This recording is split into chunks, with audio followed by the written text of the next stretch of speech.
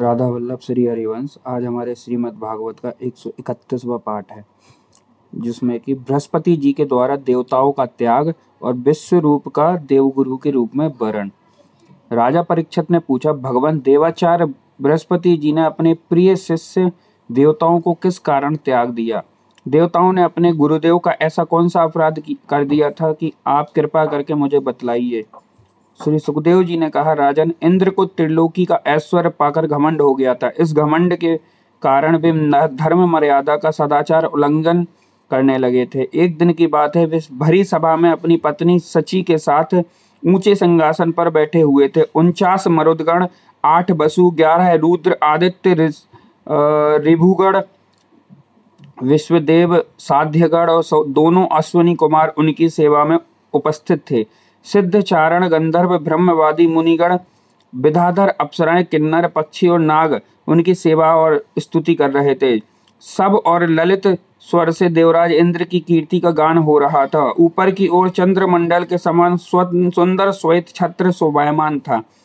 चुमर, पंखे आदि महाराजोचित सामग्रियों के यथास्थान सुसज्जित थी। इस दिव्य समाज में देवराज बड़े ही सुशोभित हो रहे थे। इसी समय देवराज इंद्र और समस्त देवताओं के परम आचार्य बृहस्पति जी वहां आए। उन्हें सुर असुर सभी नमस्कार करते हैं। इंद्र ने देख लिया कि वे सभा में आए हैं, परंतु वे ना तो खड़े हुए, ना आसन आदि देकर गुरु जी का सत्कार ही किया। यहाँ तक कि वे अपने आसन से हिले डुले तक नहीं। त्रिकालदर्शी समर्थ बृहस्पति जी ने देखा कि यह ऐश्वर्य मद का दोष है। बस वे झटपट वहां से निकलकर चुपचाप अपने घर चले आए।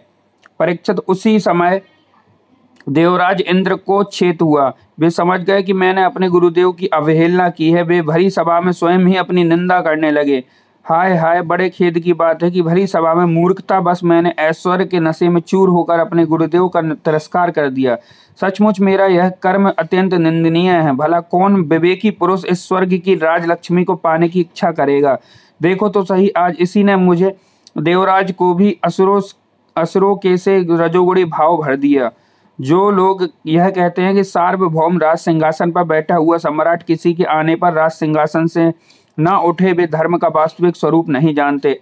ऐसा उपदेश करने वाले कुमार की ओर ले जाने वाले हैं। वे स्वयं घोर नरक में गिरते हैं। उनकी बात पर जो लोग विश्वास करते हैं वे पत्थर की नाव की तरह डूब जाते हैं। मेरे गुरुदेव बृहस्पति जी ने ज्ञान के अथाह समुद्र हैं। मैंने बड़ी सठता की, अब मैं उनके चरणों में अपना माथा टेक कर मनवाऊंगा।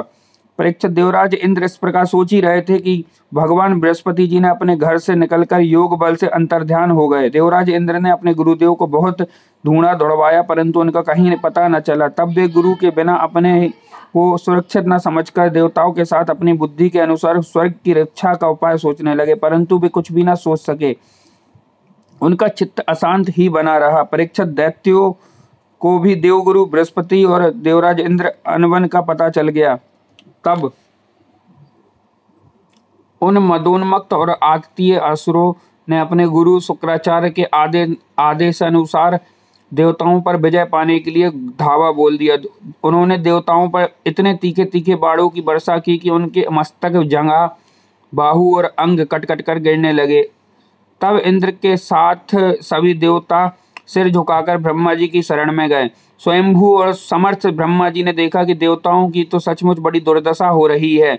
अंततः उनका हृदय अत्यंत करुणा से भर गया। वे देवताओं को धीरज बांधते हुए कहने लगे, ब्रह्मा जी ने कहा, देवताओं, यह बड़े खेद की बात है। सचमुच तुम लोगों ने बहुत बड़ा काम किया है। हरे हरे, तुम लोगों ने ऐश्वर्य के मद में अंधे होकर ब्रह्म ज्ञानी, वेदज्ञ और एवं संयमी ब्राह्मण का सत्कार नहीं किया। देवताओं, तुम्हारी उसी अनीति का फल है कि आज समृद्धिशाली होने पर भी तुमने अपने निर्बल शत्रुओं के सामने नीचा देखना पड़ा। देवराज, देखो, तुम्हारे शत्रु भी पहले अपने गुरुदेव शुक्राचार्य का तिरस्कार करने के कारण अत्यंत निर्बल हो गए थे, परंतु अब भक्ति भाव से उनकी आराधना करके वे फिर धन जन से संपन्न हो गए हैं। देवताओं, मुझे तो ऐसा मालूम पड़ रहा है कि शुक्राचार्य को अपना आराध्य देव मानने वाले ये दैत्य लोग कुछ दिनों में मेरा ब्रह्मलोक भी छीन लेंगे। भृगुवंशियों ने इन्हें अर्थशास्त्र की पूरी शिक्षा दे रखी है। ये जो कुछ करना चाहते हैं उसका भेद तुम लोगों को नहीं मिल पाता। उनकी सलाह बहुत गुप्त होती है। ऐसी स्थिति में वे स्वर्ग को तो समझते ही क्या है, वे चाहें जिस लोक को जीत सकते हैं। सच है, जो श्रेष्ठ मनुष्य ब्राह्मण गोविंद और गौओं का अपना सर्वस्व मानते हैं और जिन पर उनकी कृपा रहती है, उनका कभी अमंगल नहीं होता। इसलिए अब तुम लोग शीघ्र ही त्वष्टा के पुत्र विश्वरूप के पास जाओ और उन्हीं की सेवा करो। वे सच्चे ब्राह्मण, तपस्वी, संयमी हैं। यदि तुम लोग उनके असुरों के प्रति प्रेम को क्षमा कर सकोगे, तो उनका सम्मान करोगे, तो वे तुम्हारा काम बना देंगे। श्री सुखदेव जी कहते हैं, परीक्षित, जब ब्रह्मा जी ने देवताओं से इस प्रकार कहा तब उनकी चिंता दूर हो गई। वे त्वष्टा के पुत्र विश्वरूप ऋषि के पास गए, उन्हें हृदय से लगाकर यूं कहने लगे। देवताओं ने कहा, बेटा विश्वरूप, तुम्हारा कल्याण हो। हम तुम्हारे आश्रम पर अतिथि के रूप में आए हैं।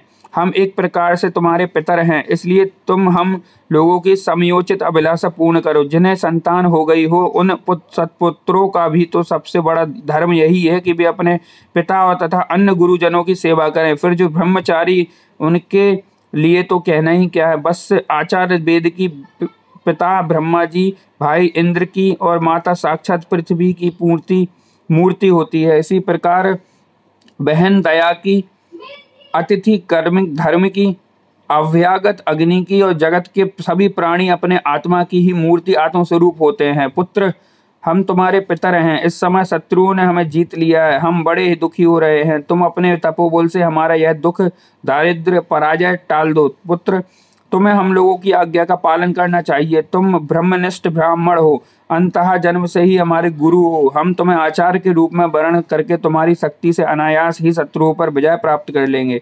पुत्र, आवश्यकता पड़ने पर अपने छोटों का पैर छूना भी निंदनीय नहीं है। वेद ज्ञान को छोड़कर केवल अवस्था बड़प्पन का कारण भी नहीं है। श्री सुखदेव जी कहते हैं, परीक्षित, जब देवताओं ने इस प्रकार विश्वरूप से पुरोहिती करने की प्रार्थना की, तब परम तपस्वी विश्वरूप ने प्रसन्न होकर उनसे अत्यंत प्रिय व मधुर शब्दों में कहा। विश्वरूप ने कहा, पुरोहिती का काम ब्रह्म तेज को क्षीण करने वाला है, इसलिए धर्मशील महात्माओं ने उसकी निंदा की है। किंतु आप मेरे स्वामी हैं और लोकेश्वर होकर भी मुझसे मैं उसके लिए प्रार्थना कर रहे हैं। ऐसी स्थिति में मेरे जैसा व्यक्ति भला आप लोगों का कोरा जवाब कैसे दे सकता है। मैं तो आप लोगों का सेवक हूँ, आपकी आज्ञाओं का पालन करने में का ही मेरा स्वार्थ है। देवगण, हम अकिंचन हैं। खेती कट जाने पर अथवा अनाज की हाट उठ जाने पर उसमें से गिरे हुए कुछ दाने चुन लाते हैं, उसी से अपना देव कार्य और पितृ कार्य संपन्न कर लेते हैं। लोकपालो, इस प्रकार जब मेरी जीविका चल रही है, तब मैं पुरोहिती की निंदनीय वृत्ति क्यों करूं। उससे तो केवल वे ही लोग प्रसन्न होते हैं जिनकी बुद्धि बिगड़ गई है। जो काम आप लोग मुझसे कराना चाहते हैं वह निंदनीय है। फिर भी मैं आपके काम से मुँह नहीं मोड़ सकता, क्योंकि आप लोगों की मांग ही कितनी है। इसलिए आप लोगों का मनोरथ मैं तन मन धन से पूरा करूंगा। श्री सुखदेव जी कहते हैं, परीक्षित, विश्वरूप बड़े तपस्वी थे। देवताओं से ऐसी प्रतिज्ञा करके उनके वरण करने पर वे बड़ी लगन के साथ उनकी पुरोहिती करने लगे। यद्यपि शुक्राचार्य ने अपने नीति बल से असुरों की संपत्ति सुरक्षित कर दी थी, फिर भी समर्थ विश्वरूप ने वैष्णवी विद्या के प्रभाव से उनके वह संपत्ति छीनकर देवराज इंद्र को दिला दी। राजन, जिस विद्या से सुरक्षित होकर इंद्र ने असुरों की सेना पर विजय प्राप्त की थी, उसका उदार बुद्धि विश्वरूप ने ही उन्हें उपदेश किया था। श्री कृष्णाम चरण अस्तु।